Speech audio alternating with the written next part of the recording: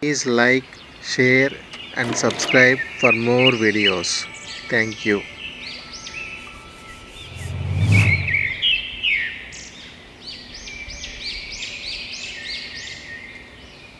What's up, everyone? It's time for us to learn how to deal with the queen whenever we have it into the attack. You know that this is the perfect piece as an attacker, as it's a combination of a rook and a bishop, and we have already seen how powerful these two pieces can be.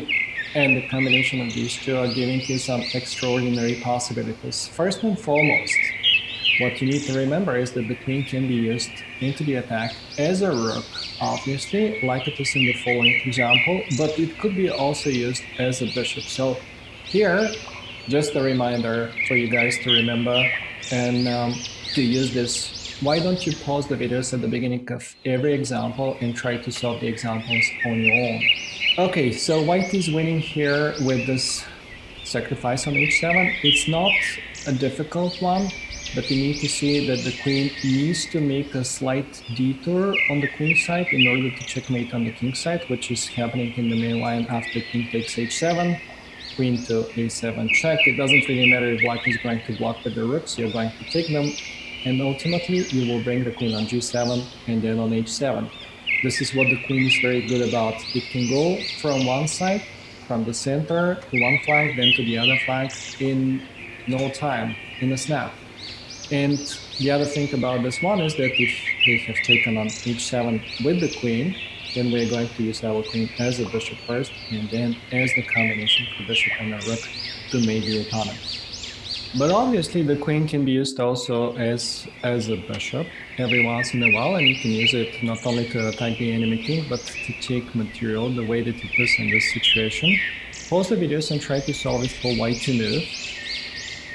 The idea is quite typical, actually. You want to trade first of all on e7, and then to somehow try and get to this rook, which is quite miserable on this diagonal. But what is the perfect way of doing it?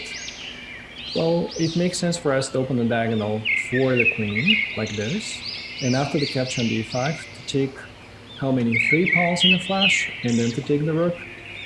If you count the material right, we should be up on exchange. Here is a more complicated example now, as black is also having some threats. It's not only white who is attacking, and it's not only white who is about to gain material, but nevertheless, pause the videos and try to solve it for white to move. The obvious move of taking on c3 is not going to work, as he can take on b5 himself, and you're pinned, so you'll be the one losing material. First of all, we need to neutralize this queen somehow, and the move rook c5 makes a lot of sense in this aspect. The queen doesn't have so many squares, it has to be careful where exactly steps. So this looks like the best square, unless they want to sacrifice on c4 a queen for a rook and a bishop, but of course this is not enough. And now that the queen is far away, we can make use of our active pieces and open up the road for the queen by capturing first on f7, bringing the king out, as the rook has to stay where it is on f8 to defend on c8, then trade, and then the queen is getting on f5 to take the rook on c8 with a win. On many occasions, it could be battle of the queens. One is attacking, the other one is defending. You want to exclude the defender, as it's a very big defender. You want to make sure that the queen is far away, or it has no influence on certain squares, and you want to use your queen in return. So that's one of those cases. You have the white pieces, pause the videos, and try to find it. The right move is the move bishop d5. You're hitting the pawn on f7, and you're making use of the fact that the black pieces are overworked. They cannot take with the queen, obviously, as they are losing material. They also cannot take with the rook because the c8 rook is hanging, and finally they take with the knight, which is the only other sensible thing left. We can make it to the f7 square. See, the knight is obstructing their own queen. Whatever he does, white's attack is unstoppable. If king h8, there is knight g6 check, followed by knight e7. We're making use of the pen, but we're also creating the mating threat. This king is pretty lonely where it is right now. There are no defenders and there are too many threats. The knight on d5 is also hanging, but most likely scenario is that he takes on e7 and we take his queen. And if the king goes to h7 instead of this. Then there is queen f5 check. King needs to stay somewhere on the h file, on h8 ideally, then another check and another check. The queen is getting closer. And finally, we can insert the pawn into the attack, preparing the move g6, and then either this checkmate or knight f7 check with a smaller checkmate at the end. And remember, the queen is the most powerful attacker you will ever get. Sometimes everything that you need is just to give it some room to operate so that you can get into the opponent's camp and you can checkmate the opponent's king. And that's a very typical example. You're having the black pieces, it's your turn to pause the videos and to try to find what the queen will be doing here. The way for the queen to get in is to go knight e3. The knight is stepping out of the way of the major pieces. At the same time, it is attacking the rook on d5, so everything is very forcing. And whenever they take it, it clears 2 files for the major pieces. So it's not just the queen which is on the attack, but it is the rook which is on the attack as well. Now, if he moves the rook out of the way, then the finish will be rook c1 check, and after king to h2, actually plenty of roads lead to Rome in this situation, queen c2 being the simplest one, but I like this one, which is once again opening the road for the queen. So the queen wants to go to h3 after he takes on e5, then check. We clear the road and the queen is victorious, comes on g2 with checkmate. But an even nicer line than this one is if they take on e3. Then after the check on c1 and the check on c2, king h3, there is the check on h1. The king has to come in front of his pawn chain. And there is another check. The king has to get even closer to our king. Now any check can be checkmate. So we go queen to f5. And when he blocks with the knight, as there is nothing else, the queen, almost by itself, almost alone, is delivering the checkmate by taking it.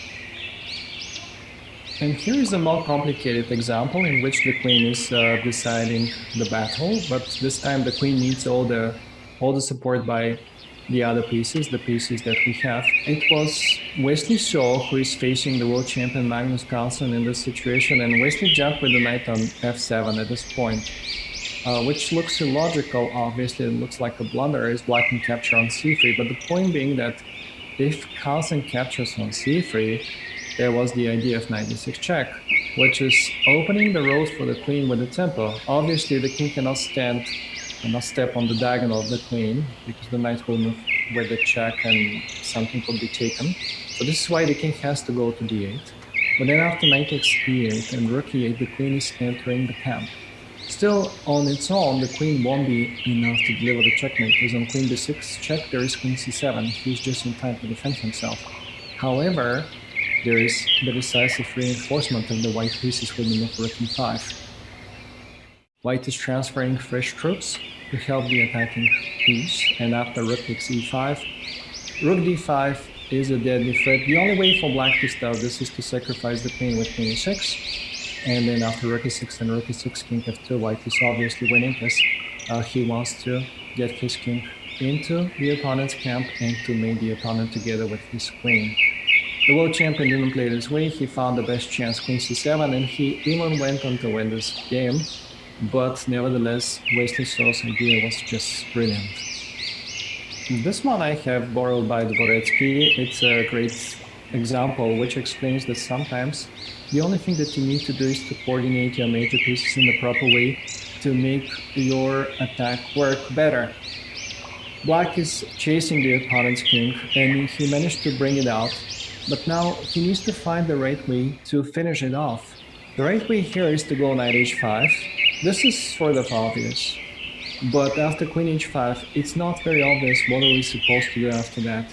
Actually, before we get there, I just want to mention that king h4 would be very similar to one of the previous examples that we had seen with king d4. This king is too exposed and it is getting checkmated with king h5, g6 and mate in 2, and if g4, then queen f6, and then the queen is mating on its own.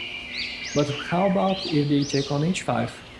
Well, the problem here is that instead of the move rook f2, which looks very natural and very logical, and which is allowing the move queen f3, after which white is still into the game, as he has a rook, knight, and 2 pawns, and most likely black won't be able even to win this.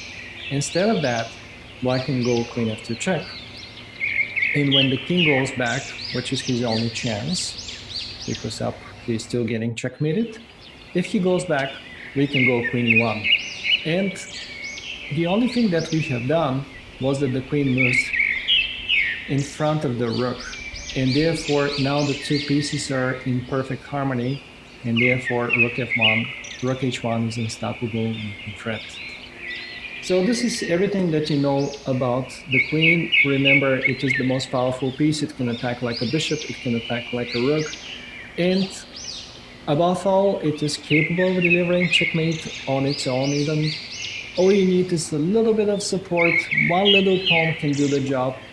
And sometimes even this is not needed. Sometimes everything that you need is a little bit of coordination. Thanks for watching this, guys, and see you next time.